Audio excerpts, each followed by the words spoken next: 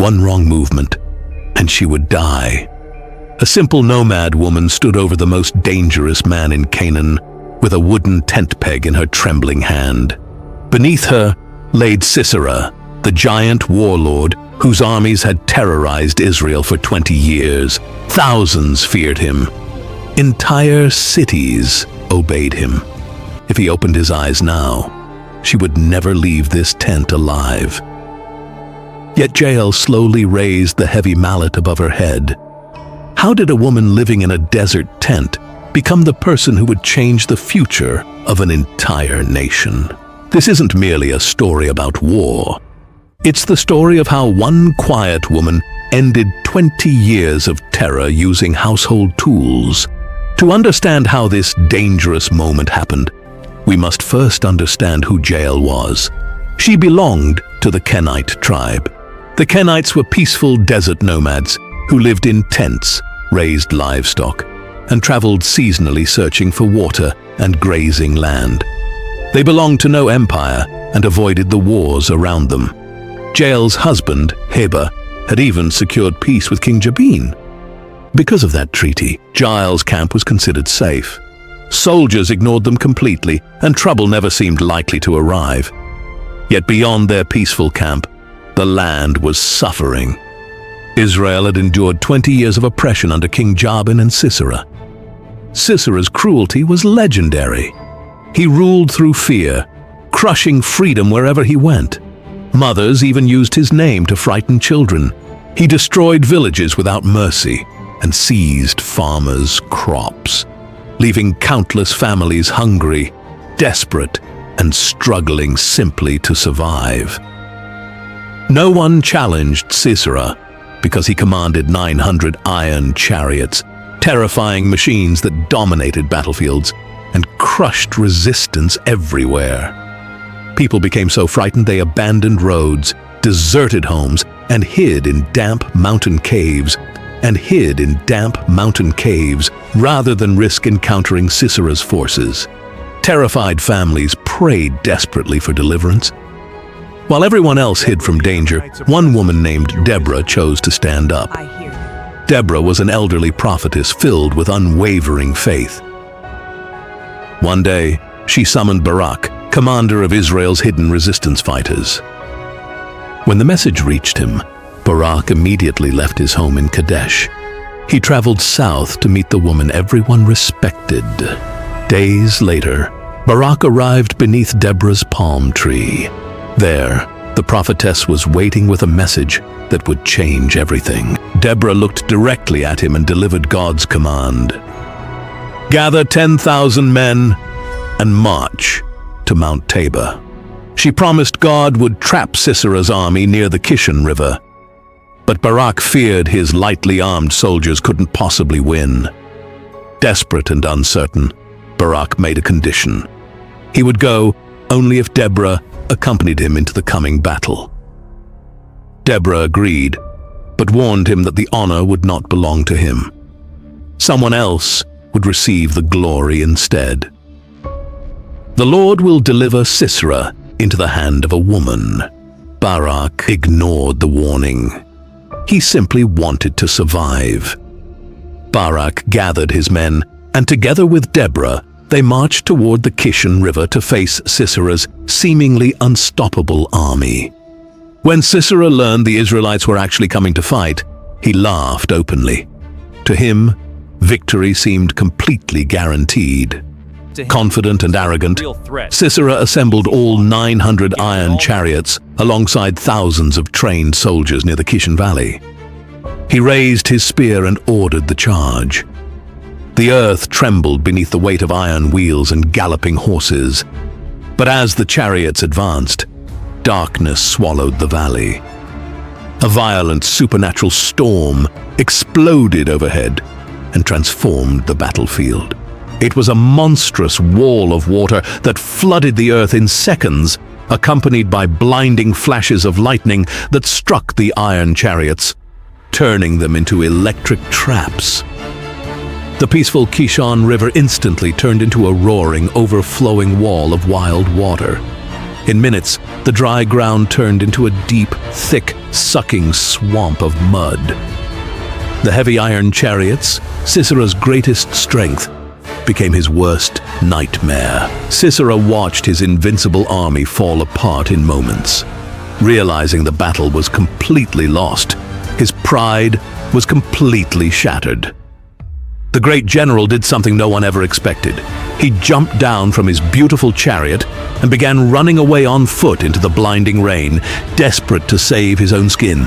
His feet were bleeding from the sharp stones, and every time the wind blew, he jumped, looking for any place to hide from Barak's chasing army. This brought Sisera directly to the peaceful camp of the Canaanites, and straight to the tent of Jael. When Jael saw the exhausted, muddy warrior stumbling into her camp, she recognized him instantly. She knew the treaty her husband had with his king, but she also knew about his 20 years of cruelty. She did not run away. She did not scream. Instead, she walked out to meet him with a gentle, welcoming smile and said, "Thank you." "Turn aside, my lord. Turn aside to me. Do not be afraid." Sisera let out a massive sigh of relief. He thought fortune was finally smiling on him. He stumbled past her, crossing the threshold into the dark, cool safety of her tent. But what he didn't know was that this little movement was going to completely destroy his life.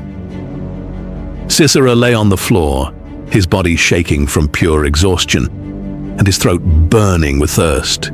He looked up at Jael. "Please give me a little water to drink, for I am thirsty." Jael nodded submissively. She turned to a leather container, but she didn't give him water. She wanted him to feel completely safe and relaxed. She opened a skin of rich, warm, creamy milk instead.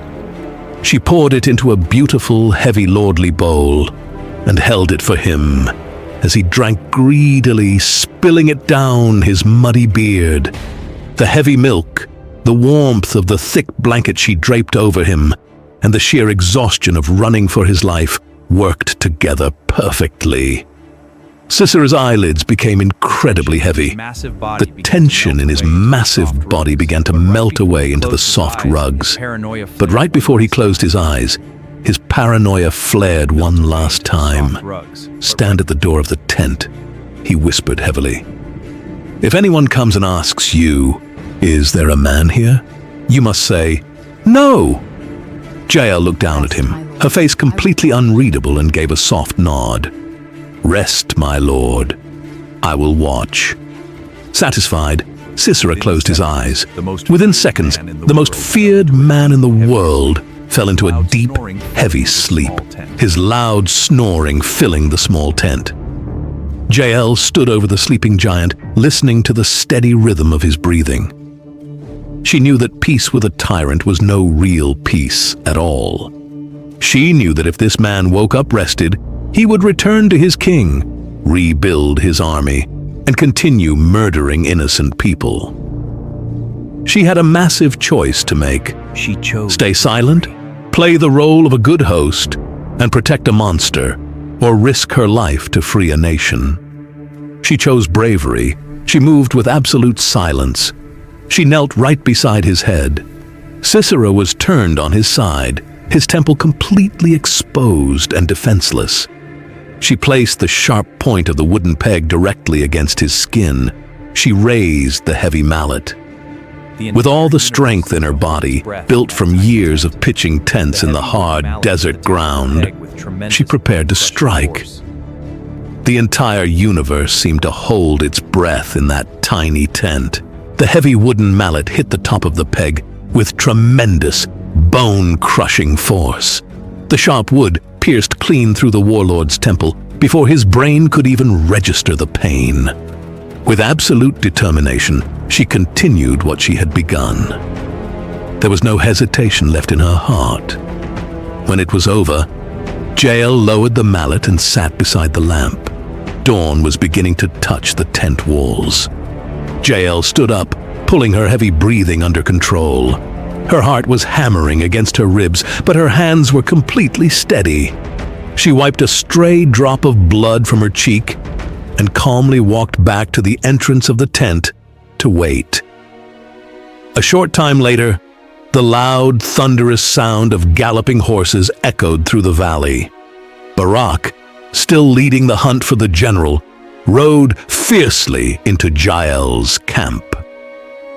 He was searching everywhere for his enemy, his face frantic and his sword drawn. Jael calmly stepped out from her tent into his path. She didn't look afraid or panicked. She looked at the tired warrior and spoke with quiet confidence. Come, and I will show you the man whom you are seeking. Barak quickly dismounted and followed her into the dark tent.